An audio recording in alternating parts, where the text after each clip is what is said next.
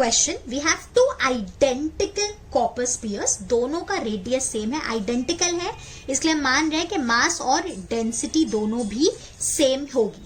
अब इन दोनों के बीच में एक ग्रेविटेशन फोर्स लगेगा and that force is equals to G M M by the distance square. Distance कितनी है? 2r का square.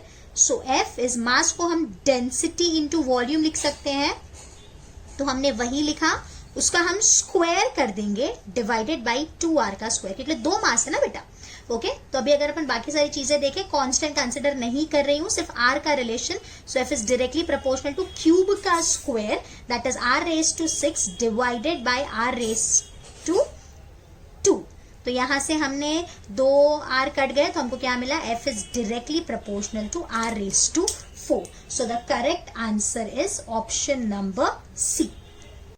In next question we have two objects, two spheres. एक का मास small m है और एक का मास capital M है। इन दोनों के बीच में जो ग्रेविटेशन फोर्स लग रहा है that is F when they are placed in air. अभी हमने इसको किसी मीडियम में रख दिया, जिस मीडियम का हम लोग को बोला है स्पेसिफिक ग्रेविटी 3 है, तो ग्रेविटेशन फोर्स कितना हो जाएगा? So gravitation force is independent of medium. उसको मीडियम से कुछ भी लेना देना है ही नहीं। आप उसको एयर में रखो, आप उसको ऑयल में रखो, किसी भी मीडियम में रखो, so the force will not change. So the correct answer is a. Okay next question में क्या दिया है? हमारे पास दो मासेस हैं और ये दो मासेस गोल गोल घूम रहे हैं due to the mutual gravitation attraction, और जिस सर्कल में घूम रहे हैं उस सर्कल का रेडियस r है। सो बेसिकली अगर मैं इस पार्टिकल की बात करूं तो इस पार्टिकल पे एक ही फोर्स लग रहा है, दैट इज ग्रेविटेशन फोर्स, जिसकी वजह से गोल घूम रहा है। तो मैंने मान लिया इसका मास m है, तो इस पे फोर्स कितना लग रहा है? g m m by distance कितना है दोनों के बीच में? 2r का स्क्वायर, एंड यही फोर्स इसको सेंट्रीपीटल फोर्स प्रोवाइड कर रहा है, that is mv square by r। एक m कट गया तो ये हो गया gm by 4r square is equal to v square by r। एक r कट गया तो v की वैल्यू मिली मुझे under root gm by 4r। So v is 1 bye 2 under root gm by r। So the correct answer is option C. Now in this question हमको earth और moon के बीच में जो डिस्टेंस है वो दिया है। हमको ये बोला है कि जो अर्थ का मास है that is 81 times mass of the moon. We have to find that point where the gravitation force due to the earth and due to the moon is equal, मतलब नेट फोर्स जहां पे 0 होगा। तो हम मान लेते हैं इस पॉइंट की मास ऑफ द अर्थ, मतलब अर्थ से डिस्टेंस x है और मून से डिस्टेंस हो जाएगी d माइनस एक्स, क्योंकि टोटल डिस्टेंस d है। तो हमको ये x पूछा है, we have to find the distance of the point from the earth, तो इसको मैंने नाम x दिया है। सो x इज जिससे डिस्टेंस होती है ना, जैसे x की डिस्टेंस अर्थ से है ना, तो आपको क्या लेना है? Root of mass of the earth divided by root of mass of the earth plus root of the mass of the moon into the distance between the two. ये एक जुगाड़ है जो आप कहीं भी लगा सकते हो। तो अर्थ का मास है 81 times mass of the moon, मैंने सब्सटीट्यूट किया, रूट ऑफ 81 इज 9, यहाँ पे भी 9 आ गया नीचे, तो ये हो गया 9 root m upon root of moon plus 9 root of the moon. फिर उसके बाद बेटा ये 10 हो गया, तो मास ऑफ द मून ऊपर और नीचे से कट गया, तो ये 9 by 10 D. So the correct answer is option D. हमको क्या बोला है कि हमारे पास एक मास m है, इसको हम कैसे डिवाइड करें such that the force between the two will be maximum. तो बेटा जब भी ऐसा क्वेश्चन आए हमेशा याद रखना, इसमें नहीं, इलेक्ट्रोस्टैटिक्स में भी ऐसा क्वेश्चन आ सकता है कि अगर Q चार्ज है उसको हम कैसे डिवाइड करें कि इलेक्ट्रोस्टैटिक फोर्स उसमें मैक्सिमम होगा। तो बेटा याद रखेंगे हमेशा इक्वल पार्ट्स में, यानी अगर हम m को m/2 और m/2 में इक्वली डिवाइड करेंगे, so the gravitation force will be maximum. Okay yes, in the next question हमको क्या दिया है कि दो पॉइंट मासेस हैं जिसको हमने A और B पे रखा है। दिस इज A पे जो ऑब्जेक्ट रखा है उसका मास ma है और B पे जो रखा है उसका मास mb है, हमने ऐसा मान लिया, and ma by mb is 4/3। इन दोनों के बीच में जो डिस्टेंस है वो 1 मीटर है। हमने यहाँ पे C पे एक तीसरे मास को रखा है जिसका मास m हम लोगों ने लिया है, और क्या बोला है कि A और C के बीच में जो फोर्स है that is 1/3 of the force between C and B, मतलब force between A and C is 1/3 force between C and B। हमको A और C के बीच के डिस्टेंस को निकालना है, मैं इस डिस्टेंस को x ले रही हूं, तो force between A and C हो जाएगा बेटा G M A M by distance कितना ले लूं x square is equal to 1/3 G M B into M 1 minus x का square.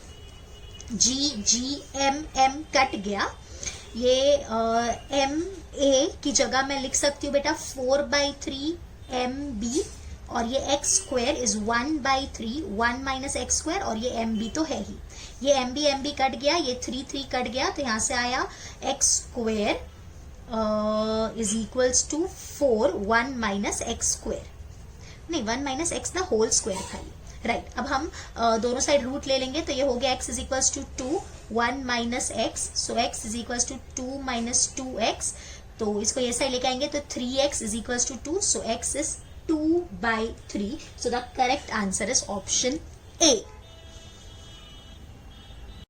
Yes, in this question we have a equilateral triangle जिसका मैंने side x मान लिया है। इसके वर्टाइसेस पे हमने 1 किलो के 3 ऑब्जेक्ट रखे, सेंटर पे हमने 2 किलो का एक मास रखा है, इसके ऊपर नेट फोर्स पूछा है।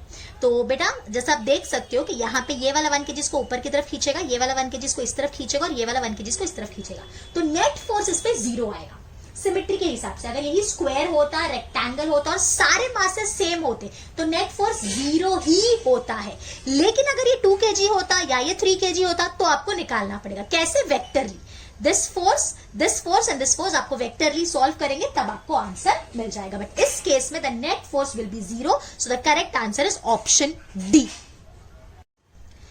अब इस क्वेश्चन में हमको क्या बोला है कि 2 ऑब्जेक्ट हैं, दोनों का मास पहले हम इक्वल मान लेते, पहले इक्वल था, इससे 25% हमने इसको दे दिया, मतलब इसका भी कितना बच गया 75%, और इसके पास कितना हो गया 125% ऑफ m, राइट। तो अभी पहले जो फोर्स था वो F था, that is GMM by R square, और अभी जो फोर्स है उसको मैं F डैश नाम दे रही हूं, that is G 75/100m into 125/100m divided by R square. ठीक है बेटा, अगर अपन F और F डैश को डिवाइड करें तो आप देख सकते हो G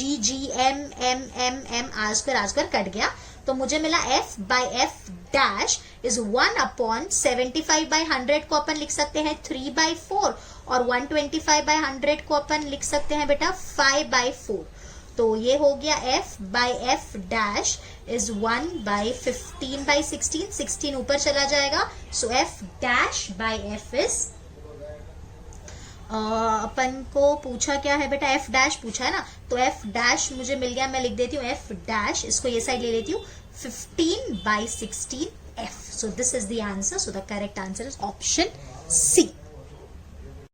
अब ये क्वेश्चन में क्या बोला है, एक प्लैनेट है जिसपे से हमने 500 ग्राम के ऑब्जेक्ट को ऊपर फेंका है, जिसकी इनिशियल स्पीड 20 मीटर पर सेकेंड है, वो ऊपर जाके नीचे आया 20 सेकेंड में। तो बेटा ऊपर जाने के लिए कितना टाइम लगा होगा 10 सेकेंड, और ऑब्वियसली ऊपर जब पहुंचा होगा मैक्सिमम हाइट पे तब इसकी वेलोसिटी 0 हो गई होगी, तो हमने वही यूज किया, v is u plus at, so final velocity is 0, तो यहां से हमको एक्सीलरेशन मिल जाएगा at is u, so a is 20/10, so acceleration is 2, मतलब इस प्लैनेट पे एक्सीलरेशन 2 है। हमको वेट पूछा है, weight is mass into acceleration, that is ½ kg into 2, so weight is 1 newton. In this question हमको क्या बोला है कि अगर हम अर्थ से h हाइट ऊपर जाते हैं या हम अर्थ से x डेप्थ नीचे जाते हैं तो जो g में चेंज आता है वो सेम है, मतलब हम ऐसा बोल सकते हैं कि यहाँ पे जो g होगा acceleration due to gravity at a height h is equal to acceleration due to gravity at a depth x, so gh is equal to gd, gh का फॉर्मूला लगा है, gd का फॉर्मूला लगा है, यहाँ पे मेंशन किया है h is small than r, तो हम ये लगा सकते हैं 1 माइनस 2h बाय r, ये g कट गया, ये 1 कट जाएगा, तो ये हो गया 2h by r is equal to d by r cut गया, सो h इज d/2, यहाँ पे लोग ने d को x बोला है, सो h is x/2, so the correct answer is x is 2h, option B।